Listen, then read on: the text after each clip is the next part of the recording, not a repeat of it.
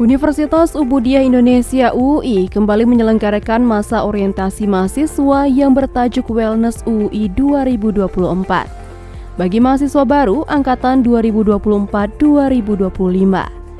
Acara yang berlangsung 2 hari itu bertujuan untuk memperkenalkan lingkungan kampus, nilai-nilai serta budaya akademik di UI.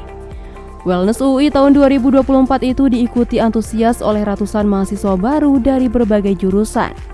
Rangkaian kegiatan yang dilakukan meliputi pengenalan fasilitas kampus seperti perpustakaan digital, laboratorium, dan stasiun TV kampus UB on TV yang mendukung UI sebagai World Class Cyber University.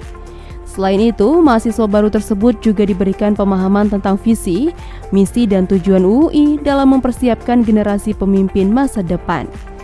Rektor Universitas Ubudiyah Indonesia, Profesor Ejang Dr. Marniati MKes, menyampaikan harapannya kepada para mahasiswa baru agar dapat memanfaatkan kesempatan belajar di Universitas Ubudiyah Indonesia dengan baik.